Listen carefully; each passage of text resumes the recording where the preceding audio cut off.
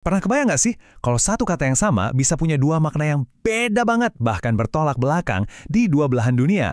Nah, hari ini kita bakal bongkar satu kata yang kuat banget dan sering salah diartiin, nasionalisme. Coba deh, kalau di Indonesia kita ngomongin nasionalisme, mungkin yang kebayang di kepala kita itu kayak gini nih. Monumen Garuda Perkasa yang gagah di perbatasan. Ini tuh bukan sekedar patung loh. Ini simbol kebanggaan, persatuan, dan rasa cinta kita pada tanah air yang justru tumbuh dari keberagaman. Pokoknya sesuatu yang positif dan menyatukan banget. Oke. Sebelum kita lanjut lebih jauh, coba deh berhenti sebentar. Kalau saya bilang kata nasionalisme, apa sih yang pertama kali kling muncul di pikiran kamu? Perasaan bangga? Upacara bendera? Apapun itu, simpan dulu ya jawabannya, nanti kita bahas lagi. Sip, kita mulai dari rumah kita sendiri dulu ya. Di Indonesia, kata nasionalisme itu rasanya anget, kan? Maknanya tuh deket banget sama yang namanya kita tanah air. Yuk, kita kulik lebih dalam lagi. Nah, ini yang unik. Di Indonesia tuh ngebedain nasionalisme sama patriotisme itu susah banget. Garisnya tipis banget, malah bisa dibilang hampir nggak ada. Keduanya itu kayak dua sisi dari koin yang sama yang intinya cuma satu. Nih, ada istilah kerennya dari bahasa Latin, amor patriae. Artinya, ya cinta pada tanah air. Dan ini bukan cuma soal perasaan doang loh. Kalau kita lihat definisi resminya di KBBI, itu isinya kata kerja semua. Ada mencapai, mempertahankan, mengabadikan. Ini tuh panggilan untuk bertindak, kesadaran aktif buat sama-sama membangun bangsa. Beda banget kan sama sekedar ngerasa, wah negaraku paling hebat. Dan di sini nih letak kerennya nasionalisme kita. Bukannya jadi alat buat misahin. Di Indonesia, nasionalisme itu malah jadi kayak payung raksasa yang ngelindungin keberagaman.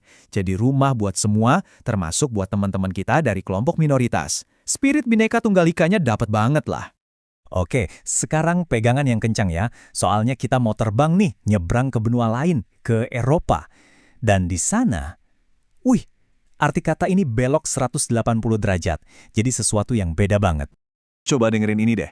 Tahun 2018, Presiden Prancis Emmanuel Macron bilang gini, nasionalisme adalah pengkhianatan terhadap patriotisme. Hah? Pengkhianatan? Bentar. Tadi kan di Indonesia, dua kata ini kayak saudara kembar. Kok bisa-bisanya di Eropa malah jadi musuh bebuyutan? Gimana ceritanya nih? Nah, biar jelas bedanya, kita lihat aja langsung perbandingannya. Di kita, maknanya itu kesadaran buat membangun bangsa. Kalau di Eropa, wah, kesadaran bernegara yang berlebihan.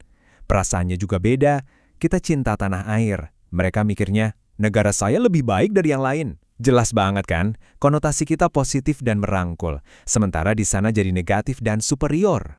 Nah, perasaan superioritas tadi itu biang keroknya. Makanya di Eropa, kata nasionalisme itu sering kedengaran serem. Sering banget dihubung-hubungin sama rasisme, ekstremisme, diskriminasi. Pokoknya hal-hal yang negatif banget deh. Jauh banget ya sama semangat gotong royong kita. Pertanyaan terbesarnya sekarang pasti, kok bisa? Kenapa satu kata yang sama bisa punya arti yang kayak langit dan bumi gini? Jawabannya ada di masa lalu. Yap, semua karena sejarah.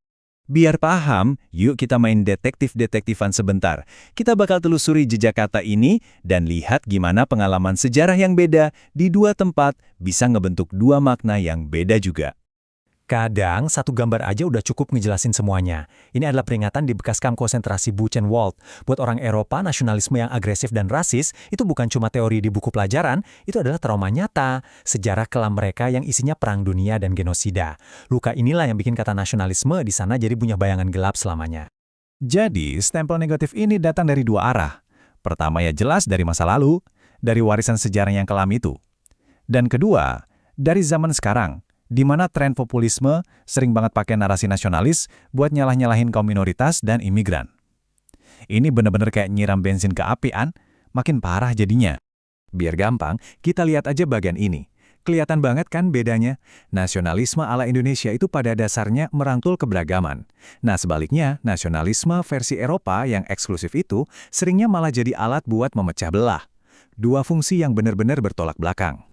Oke, kita ringkas lagi ya di tabel ini biar makin nempel di kepala. Lihat deh, Indonesia konotasinya positif dan inklusif. Dasarnya, cinta tanah air. Sikapnya, merangkul. Bandingin sama Eropa, negatif, eksklusif. Dasarnya, sentimen superioritas. Sikapnya, menolak. Beda banget kan? Kayak siang sama malam. Oke, sekarang kita udah ngerti nih bedanya. Terus gimana dong? Pertanyaan pentingnya kan, gimana caranya kita ngobrolin ini di panggung dunia tanpa bikin salah paham? Nah, ini semua soal pilihan kata yang tepat. Ternyata, di Eropa itu ada kata lain yang artinya positif buat ngegambarin cinta tanah air. Namanya patriotisme. Ini tuh artinya cinta negara, tapi nggak pakai ngerasa lebih hebat dari yang lain. Sifatnya buat membela, bukan buat nyerang. Malah seorang patriot sejati itu justru berani loh ngeritik negaranya sendiri supaya bisa jadi lebih baik. So, inilah dia kuncinya. Kalau kita mau niat baik kita, rasa cinta kita ke Indonesia ini nyampe dengan benar ke telinga orang luar, ada satu hal simpel yang perlu kita ingat. Dan ini dia solusinya. Pas lagi ngobrol sama teman-teman internasional, apalagi yang dari Eropa, coba deh pakai kata patriotisme buat ngejelasin rasa cinta tanah air kita. Kenapa? Soalnya kata ini lebih pas, lebih akurat buat nyampein semangat kita yang positif dan merangkul itu. Gak ada bagasi sejarah kelam yang nempel di kata itu. Jadi, semua ini bisa kita simpulin jadi 3 tips gampang. 1. Selalu pahami konteksnya. 2. Pilih kata-kata kita dengan bijak, jangan asal pakai. Dan 3, ini yang paling penting, tujuannya adalah supaya niat baik kita tersampaikan dengan benar, tanpa ada miskomunikasi. Wah, obrolan kita hari ini nunjukin betapa rumitnya arti sebuah kata ya. Ini jadi bikin mikir deh. Selain kata-kata, kira-kira gestur, simbol, atau bahkan warna apa lagi ya yang di sini artinya biasa aja, di negara lain artinya bisa beda banget. Pertanyaan yang menarik buat kita renungin bareng-bareng.